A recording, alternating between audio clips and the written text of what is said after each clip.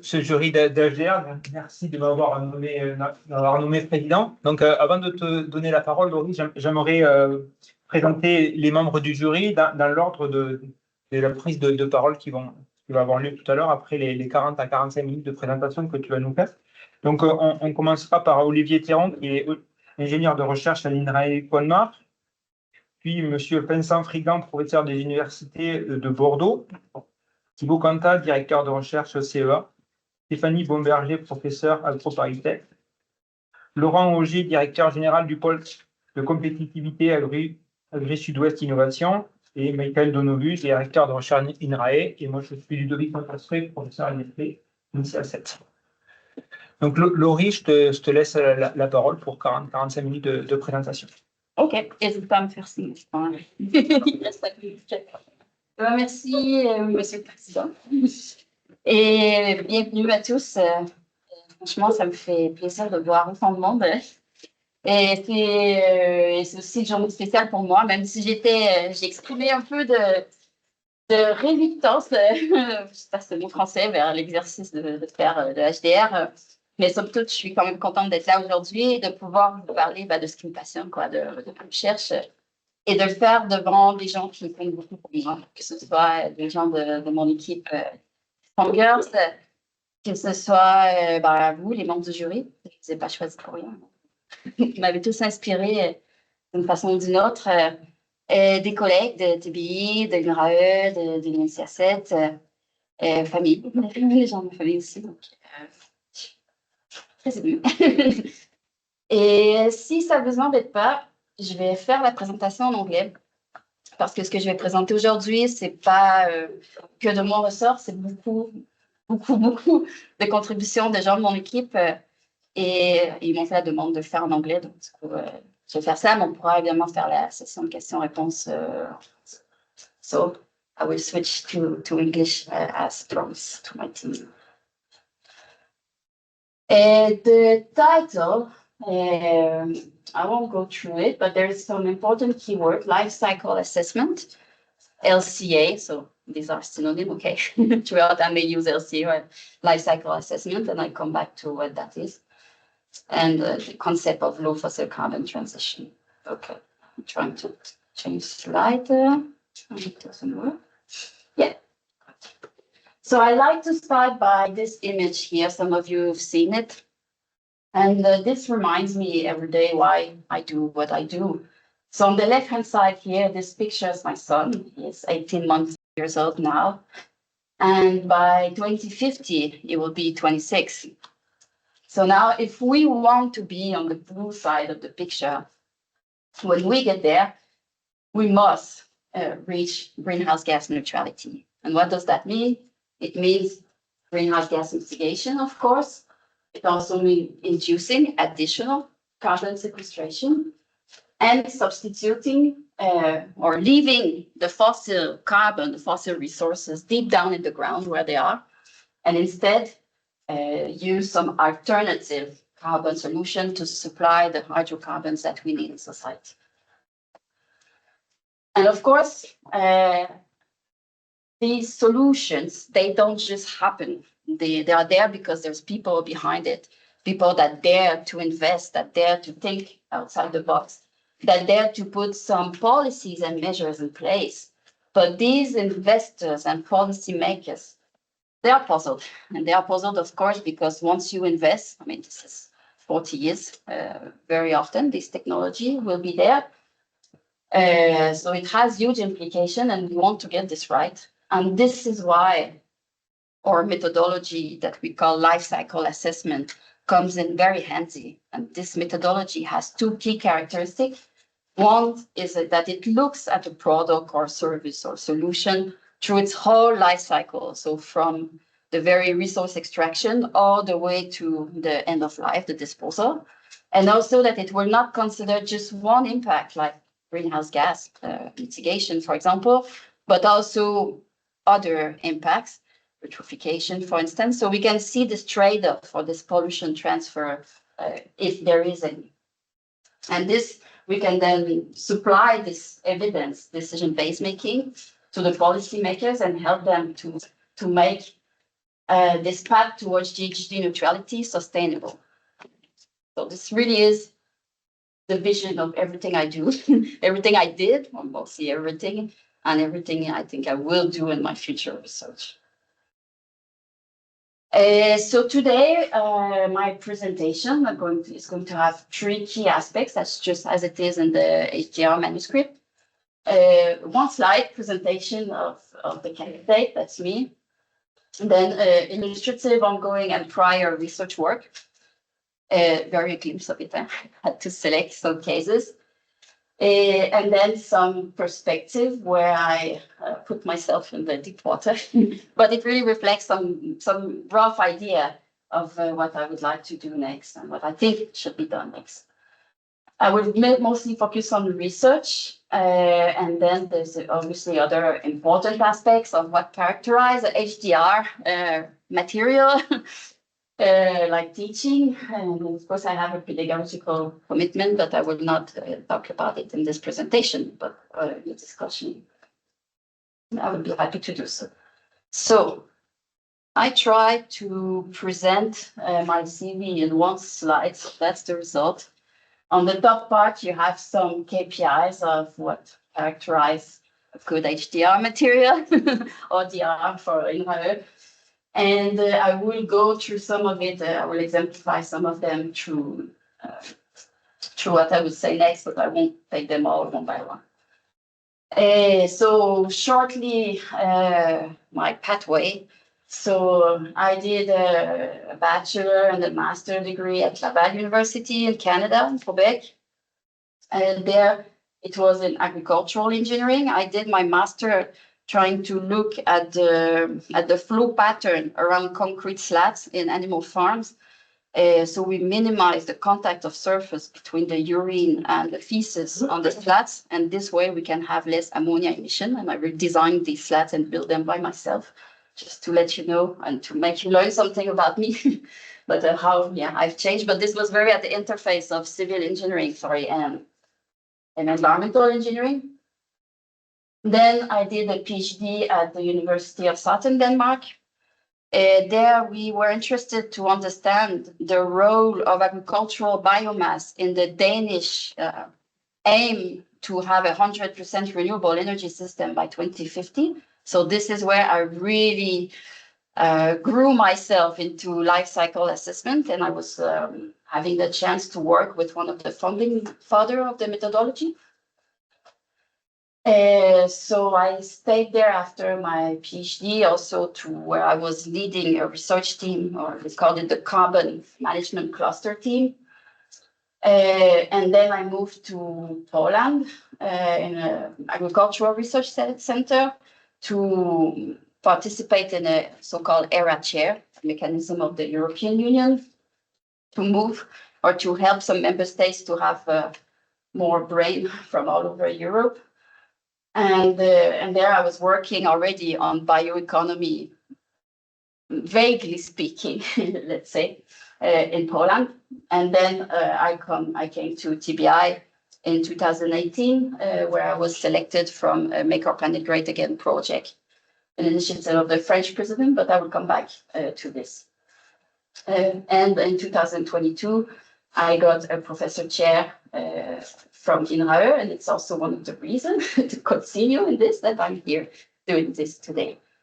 So now you know everything about me. You can maybe know something about my research. What really deep down in my research is the life cycle assessment and the methodological development of this.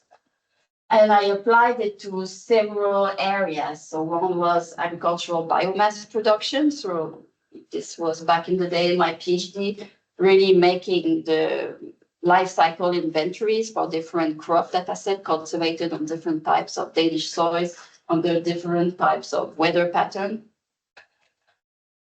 So this made me model soil carbon evolutions. I also applied it to issues of livestock production. Also, when I was back in Canada, where we were actually putting sensors in barns to measure greenhouse gases, but actually, in terms of LC, I mostly applied it to issues of manure management strategies. to urban biomass and primary forestry residues. I will come back to this actually. Biomass conversion value chain. We will come back to that, KPV. Energy systems, so where we looked at hour per hour, the energy demand and supply, and trying to balance this and see the implication of using biomass, more biomass in the energy system in different ways. And yes, I've named them all. And that made me work with different, let's say, other issues in between the circles, like modeling land use changes for LCA, biogas, worked on this a lot, and ingredients balancing. So when we introduce a new ingredient into compound feed, these are tightly optimized both to supply the animal requirement, but also to minimize the price. So if we just now put a new ingredients in animal feed, it will change the whole recipe. So how to include this instead of just saying, oh, I put protein, so I replace one protein source. We actually have PhD students here. So this is, let's say, my framework of strategic LCAs tailored to territorial entities. And all of this was applied through a variety of projects, most of them European, Project Line, Baltic Manure, Medium on negative emission, GR3 on using grass for biogas, and some French project, so-called PEPR, one being Slamby and Fair Carbon, or also Galaxy Bioprod in another PEPR. And the Cambioscope project, but this I come back. So now we can talk about research, not just about me. And I'm going to illustrate, I think the Cambioscope project that took me to France is very illustrative of the type of research I'm doing. So I will talk about some of the result of it, and actually, yes, the result. So I will not cover too much the methods. So the idea of the Cambioscope project was to do everything we do now, but without fossil carbon. If we want to do this, how can we do that? Well, one strategy is not to use any carbon at all. So that's the so-called decarbonization, and this we can do. So that's essentially electricity that we can do without carbon, like with nuclear, with wind, with solar power, and we can produce different services like electricity or some type of transportation. Then obviously the most obvious choice is to use biomass. It's the most accessible. This can be either land dependent or coming from residual biomass. In the Cambioscope project, we focus on this, on the residual biomass.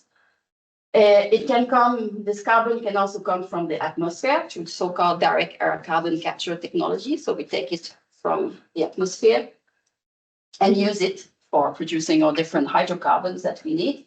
And these carbons, once we have it, well, we need strategies to recycle it as much as we can. So in the low fossil carbon economy, actually carbon becomes a limited resource as compared to the petrochemical economy. And then just a parenthesis, but we really should be careful to talk about, we should not talk about decarbonization. This makes no sense. We need carbon. It's just the basis of our life. So it's not about decarbonizing, or it's not even about low carbon, but it's about defossilizing or low fossil carbon. So the Cambioscope project, as I say, was the initiative of the French president to have a project related to climate. And I was among the 18 first laureates with the Cambioscope project. We split it into 6 research objectives. The first one, it was to understand, okay, we want to build strategy with residual biomass, so we better understand what we have in France, where we have it, and what we already do with it. So that builds a threshold, and then whatever we want to do with this biomass should be better than what we already do. Then we have a second research objective where we explored several pathways of how this biomass can be converted in different products and services that we need in our economy. We had a work package or research objective on methodological development. I won't go through this one. We had one on carbon redistribution, and here the idea was to say that we typically say that with crop residue, we should not take more than a third of it. We should only take more or less 1/3. So therefore, we leave this carbon there, and that ensures a certain fertility of the soil. But here we challenge this by saying, hey, if we consider how this carbon is actually going to be used, we use it in our bioeconomy, and then we can return it. Let's say we use it for making pyrolysis oil. We produce a biochar. It's very reluctant to degradation once in the soil. So we return that to the soil, even though it's less carbon, since it's so much more resistant to degradation. Can it be that after a certain time, 100 years, let's say, we will end up to have more carbon in the soil in this way than if we had let the straw there year after year after year. So this is something that we tested and explored at the spatially explicit level. And I will talk about this also later. And finally, we also, I will skip this one here, but we also had this idea to put it all together at the scale of France to really understand which biomass should be used for which conversion pathway to produce which type of product and services. I speak a lot about carbon, disclaimer, but of course, it's not only that. I use LCA, so I'm interested to see this transfer of impact. So residual biomass potential.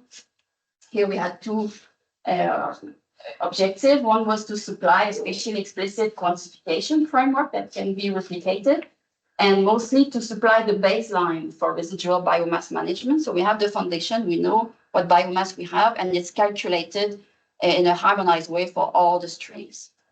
This didn't exist when I started the project. So that's the result. It's not the most exciting result, and we could expect. So these are the different residual biomass that we assess. Obviously, in terms of energy content, so in petajoule here, the most important part of the potential comes from crop residue, 67%. That's normal. We produce a lot of crop in France. Next is manure. That can be a bit counterintuitive because there's very little carbon in manure, so little energy content. However, we have a lot of it. So it ended up to be the second most important potential source in terms of petajoule. Then we have the primary forestry residue, so all this residue less than 7 centimeters, representing 8%. Then we have different type of bio waste, either from household or agri-industrial residues from the agricultural industries. There's garden waste and seed sludge and pruning residues.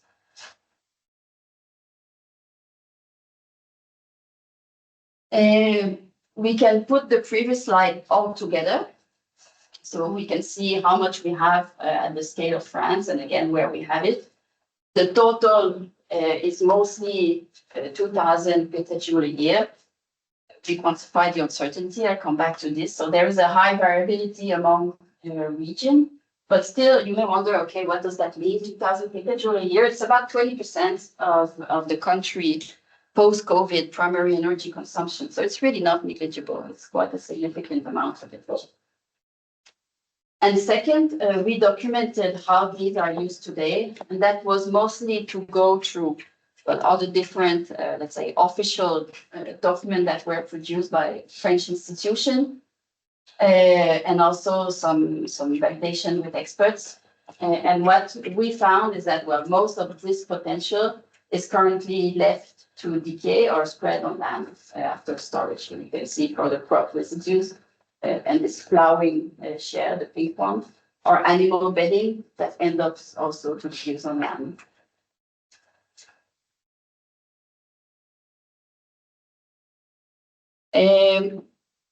So for what comes next, which is the life cycle assessment, the environmental impact on how we currently use this residual biomass potential. We have several sources of uncertainty. So first one from the theoretical potential themselves. So these maps that I presented, these amounts, and this we documented by a min-max strategy. Then the current uses. Also, as I said, we took it from different documentation that we had, and we documented the ranges when this was available. And then our life cycle assessment. In all the work we do, we try to make it parametric. So in our calculation, we have different parameters. We use a value, but we also document the range of value this value can take. And this is the result of this benchmark for 2018 France.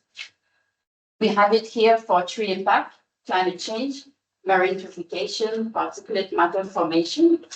Here in the bottom, we have all of these streams. So from the primary forestry residue, crop residue, pruning residue, and so on. And this repeats in each. What you see in the graph, and I explained it because I know it's a lot of information and it's a bit hard to process.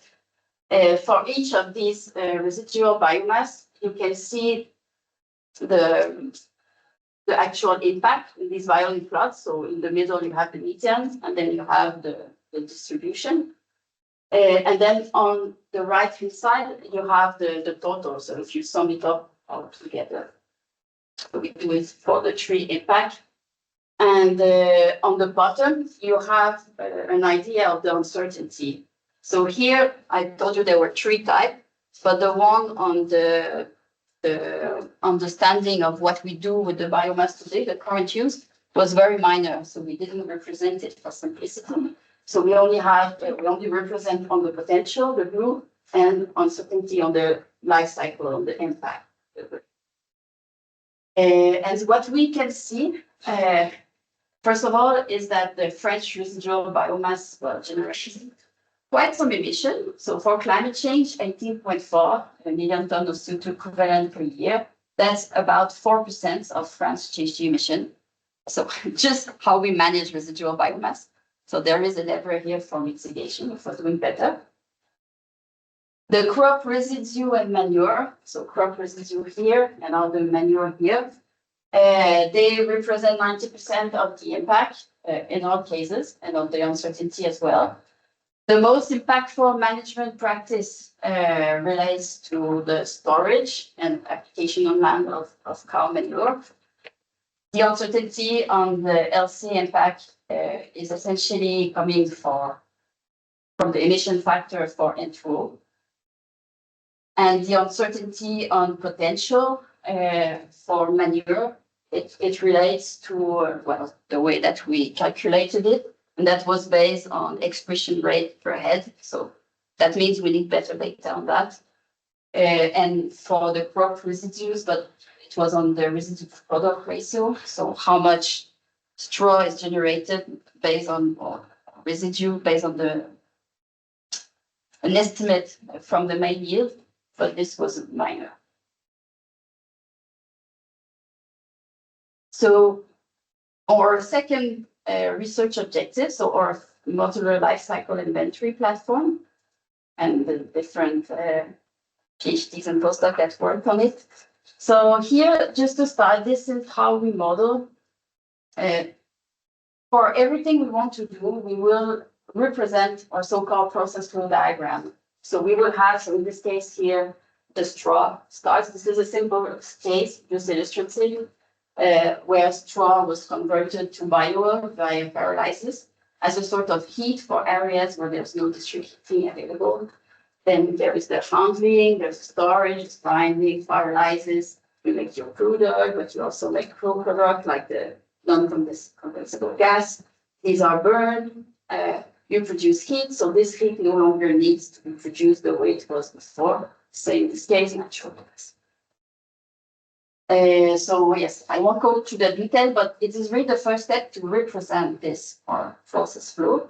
And then for each of these boxes, we will document what we call the life cycle inventories. So we have a series of different assumptions. So this is here the unit inventory for the case of pyrolysis. So for 1 ton of crop residues that come in, you need some nitrogen, you need a pyrolysis plant, you need a bit of energy, and you have your output. Here in this case, we consider no emission, but we document it. And there is a lot of parameters that are involved in this calculation, and these we can change. So this change.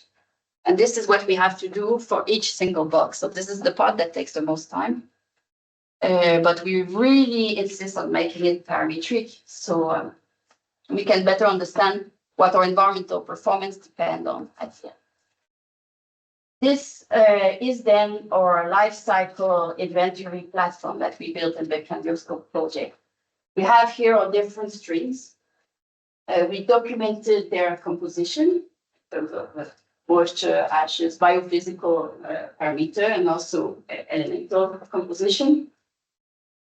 And our conversion platform consists of thermochemical processes, producing oil from pyrolysis or hydrothermal liquefaction, producing gas also through gasification. We also have documented all current uses. This is what I was presenting before, either composting, on-land degradation, direct spreading on land, used for the animals, anaerobic digestion, and different type of combustion.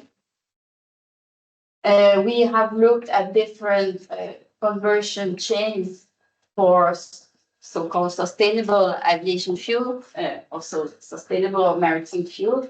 They're not by default sustainable, but they call like that. Also for waste to ingredients, and I will come back to this one in more details. And material and chemicals, this is something ongoing, but we've done some sporadic cases, and now we're making a real harmonized platform on different ways to use residual biomass to produce the bio-based materials. So these are all documented with life cycle inventories. And now a look at to show you how this looks like. A look at the food and feed platform. It was built by a former PhD and also a postdoc, Hugo Jamores. And there, what he looked is that he had all these residual biomass. So these are families, but when you go into them, there is several streams, 132 in total. And then he looked at 27 different conversion pathways. So if I remember well, it was 15 for different type of new ingredients. So solid substrate fermentation, insects, mycoprotein, green biorefinery, the Rubisco, and microbial protein, and then also 12 alternative conventional management that I mentioned earlier.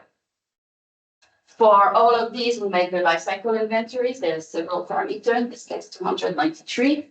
And this produces you your main product you're interested in, but also some co-product. So in total, we have 12 final product, either electricity, heat, fertilizers, source of protein, carbohydrates, lipid, something that can replace meat or something that can replace flour. And then we applied it for 5 environmental impacts. Since in our results, let's say that we have to contextualize them, that could also be called a scenario uncertainty, we realize that it really matters what kind of future you have for the land governance with your food system. So we look at different cases of how it would, how much deforestation there would be when you produce conventional protein. So either 85% land expansion, so that's deforestation, and 15% intensification.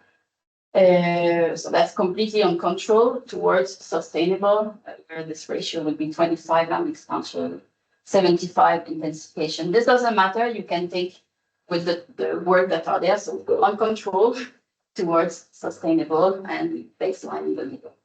And for the energy system, we look at different type of electricity. So either in the current, so EU 2030 mix, where there's still fossil and nuclear, industrial heat, here mostly natural gas in the current, domestic heat, average French mix, 2030. Also lots of natural gas by memory. Then we have a renewable mix, essentially here electricity without nuclear, Here, 50-50 wood and natural gas. Here, mostly heat pump. And we have a decarbonized mix where we electrify the heat completely, and the electricity is nuclear. And so this is how we express the result. There's a lot of information. You have here the 3 cases for the governance. So on control here, and on the top you have the sustainable. You have the 0 line, and if we compare here the effect of these 4 strategies: insect farming, solid fermentation, microbial protein, and anaerobic digestion, compared to just giving, this is for so-called edible residual stream or feed grade, compared to giving these feed grade stream directly to the animal. And what we can see is that we are always above 0, meaning that we always do worse than just giving to the animal, except in these cases where we actually replace meat. And if you replace meat, then yes, it's better to do insect in this case than giving it directly to the animal. And because we made our LCA parametric, we can express our results in a very concrete way with, okay, can we reach at least 80% of substitution of meat by weight? Yes, is your streams 70%, is it rich in starch, at least 70%? Yes, then microprotein is best, otherwise insect farming is best. So, and then we can even look and quantify the very rare cases, you see like this here, these little occurrence here, we can document it because we made it through this parametric framework. So in this case, yeah, it's not dependent on the electricity context nor land governance, but just if you can substitute. For the lignocellulosic stream, what we found is that here we compare it with industrial heat recovery. And what we found is that it actually does depend on the type of electricity context, energy context that you have. So if you're completely decarbonized, you can see it makes more sense to make microbial protein than burning your lignocellulosic biomass. But in most other cases, that's a bit true also for the renewable energy mix. But otherwise, it's better to burn it. And then again, we can express it very detailed.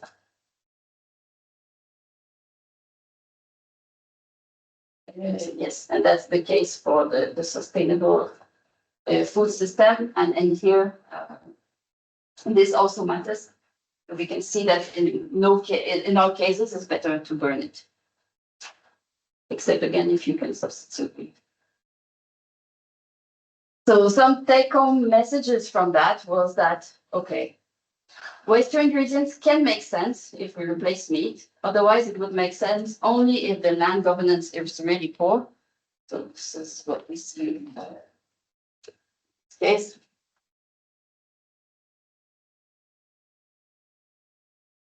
Or if we can manage to have decarbonized electricity and heat, because these strategies will require a lot of power. For manure or nutrient-rich stream that we could always use for food by converting them to biogas and giving this biogas to microbes that would then be converted to protein. Most solutions are actually better than conventional manure management that we're doing today. Overall, we found that the climate mitigation potential of large-scale waste nutrition deployment in France between 0 and 10 million tons of CO2 equivalent, that this still remains smaller and more uncertain than proven strategy like reducing food waste or reducing meat consumption. So this leads us to our optimization platform. So this is really the final goal of the TangentScope project, where you solve the puzzle I was talking about at the beginning. So in this case, we have our biomasses. For us, they are residual biomass. And we want to know what to produce and how to produce it and what to do with our co-product. And this, we tried to solve this by fixing the demands. And these demands we took from ADEM because they made us very nice 4 scenarios where we can find the demand for different, for heat, for electricity, so what we produce here, fertilizers or protein. So we use this data, and we built our optimization platform together with our colleagues at TPI. So they are in the room. And what we did there is that we use principal component analysis to limit ourselves to only 3 impacts. Typically, if we use the environmental footprint methodology, we use NLC, we have 16 environmental impacts. It's difficult. 3 dimension is already big enough. But that was nice because through the correlation, we could group the impact and then just select 3 contrasted ones, including climate change. And then we use this on the pathways I just presented on the food and feed platform. And then we can see here all the Pareto equivalent solutions that leads us to quite different allocation of how to use the biomass. So either towards normal food and feed production, either towards combustion of the lignocellulosic biomass, and manure and anaerobic digestion, or either towards gas production. But they are all equivalent considering the 3 impacts. And we found that doing this optimization, well, it helps to reduce the environmental impact by 25 to 60% compared to the baseline biomass use that I was showing you at the beginning. But typically they would require a bit increase in power demand and a substantial shift of crop residues away from soil incorporation. And yes, these what we saw is that these optimal valorization strategies, they are less sensitive to the technological background and demands level compared to the set of available valorization pathways. So when we will feed our material and chemical pathways in, the results probably would be completely different of how to allocate this different biomass, the actual technological performance and the indicator of interest. So it was not so much the demand that matters, but and I will use the last minute I have to quickly show you the result we have on this carbon. We call it carbon neutral harvest rates. So there we looked at different ways to use our residual biomass or crop residual biomass. So either we convert it to through pyrolysis to pyrolysis oil, and we have pyrochar, either through gas from gasification, and we have a gas char, hydrothermal liquefaction, we have a hydrochar, anaerobic digestion, we have a digestate, and 2nd generation ethanol, and we have liquid molasses effluent that we can return back. And there we look, okay, after 100 years, what would be the soil organic carbon content in our soil as compared if we had just left the straw there and returned back year after year after year. And what we found is that after 100 years, we actually have more soil organic carbon with the biochar case or pyrochar, with the gas char case in all of the areas that we looked at, and we have very high increase actually. For the hydrothermal liquefaction case, we still have in most area increase, but they are much smaller, and we are losing a bit of soil organic carbon in the north of France. Digestate was 50-50, so the areas in orange and red we should not harvest, but the green we can, but we have very small decreases. And with the molasses, no, that we should not. A strategy will end up in losing soil organic carbon stock compared to just returning the straw. And the implication of this is just that, well, it's actually significant because I show you we have a lot of straw. And it's a very useful source of carbon that we can use in the bioeconomy. If we use the current tubes of about a third, then we have, this is a million ton of diameter, only 5.9 out of the total 18.7 we have available. So we would say, okay, we are only allowed to use this 5.9. But we showed that, well, if your interest is to keep the organic carbon stocks constant or even increase them, you can take 100% providing you return your residue as biochar. Same here, you can take 100% providing you return your residue as gas char. And for anaerobic digestion, a little less, where you only have a little less than 50%. But it is still a very important implication to consider that it matters how you use the straw. And it was so, how to say, important of a finding that some colleagues reuse also the concept and take it forward in France. So I will show you with the remaining time I have some of the perspectives. And this is really, as I was saying, some vision, but it's really, here I really try to think, okay, if I should get an ERC grant or if I should get the Explore grant, what is it that we need to explore? And one, I think, is the life cycle assessment methodology itself. There's two aspects of this. One is that we consider that this methodology is valid only if you look at a small change or marginal change, considering that everything else remained the same. But in what I study, it is not a small change. You've seen. We look at the whole of France, at mobilizing the biomass, substituting as much fossil carbon as we can. So, okay, it can be that LCA is no longer valid, but then what to do? And this is not very clear.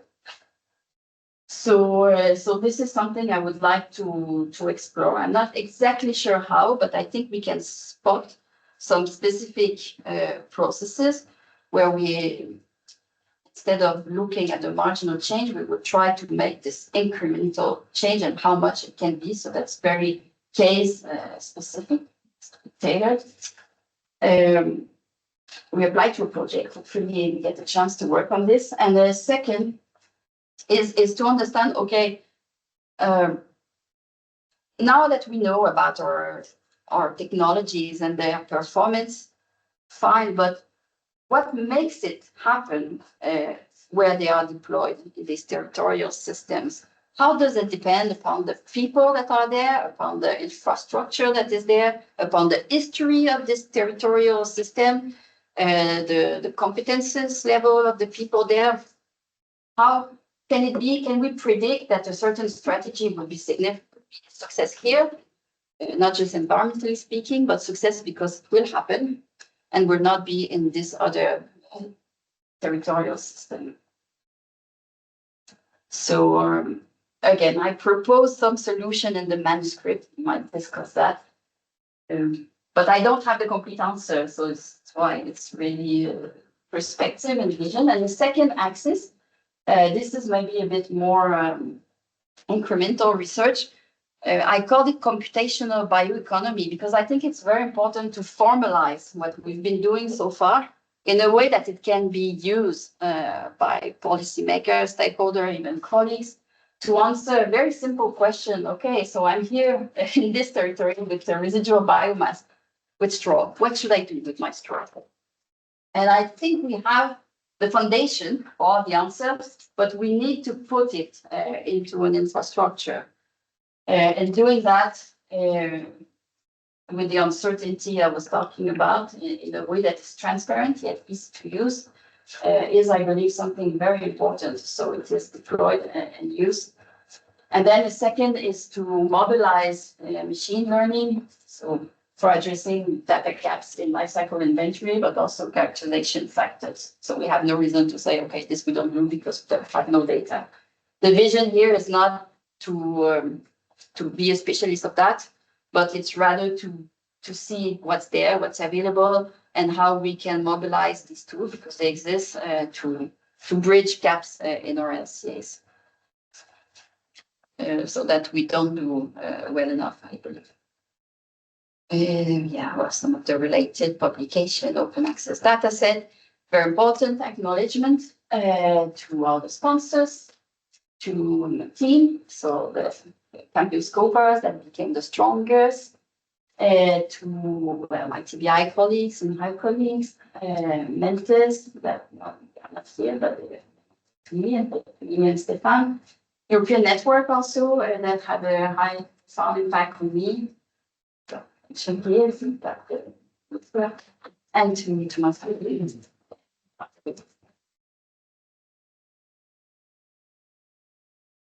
So on this, I would like to thank you very much for your attention, and I welcome the discussion.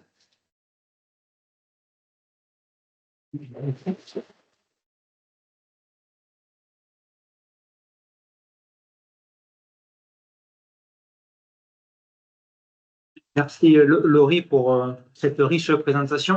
On va passer à la deuxième phase, celle des questions. Donc j'invite Olivier Théron à prendre la parole. Olivier,